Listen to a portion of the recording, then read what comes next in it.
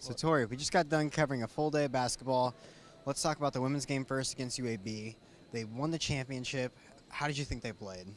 They played great. There was a run there at the beginning of the second half where UAB cut it down to one, but after that, WKU really answered the bell, and they played well. Tasia Brown, again, scored well. She was a Conference USA Tournament MVP.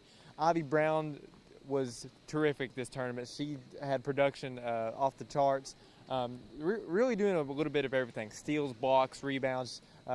Whitney Creed, she made the all-tournament team. She was phenomenal. She went 7 for 10, scored 16 points, and WKU got a lot of production from people that were supporting cast that wasn't Ivy and Tasia, and I think that's really what led them to the championship. They won all three games by an average margin of 19 points, so that's complete domination of a conference. Sydney Bopp had the fadeaway three. How did you think that her role in this, from being here previous year, had an effect on the team? Yeah, Sydney Bopp played great. Warm-ups before the game, I don't think she missed a three. She was hitting everything.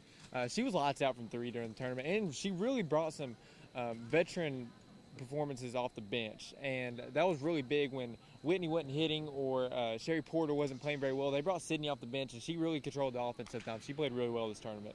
So now the men faced off against Marshall for the conference championship. They lost. They were playing offensively against Old Dominion, and then they had to go defensively against UAB.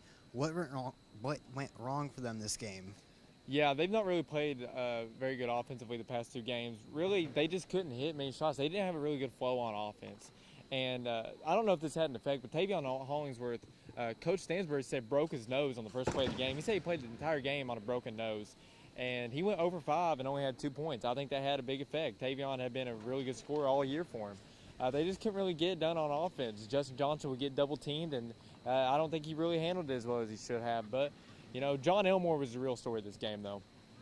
Now, he set the conference record for three-pointers. My goodness, against this on this day actually was when Kimball Walker hit that fadeaway jumper to beat Pitt in the Big East tournament, and it was a very similar performance tonight. He was just pulling up from Bowling Green, Kentucky on some threes. Honestly, not much you could do if you're Western. You know, a dude just went off, and when that happens, there's not much you can do, and you got to tip your hat off to John Elmore. He played great. He was a Conference USA Tournament MVP, and he played like it.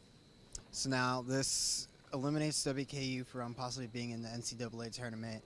Rick Stansbury said that he hopes that they can have a chance in the NIT tournament. What are your thoughts on them getting in? I think they'll probably get an NIT tournament. They probably have a chance to host a game at Diddle Arena for the NIT.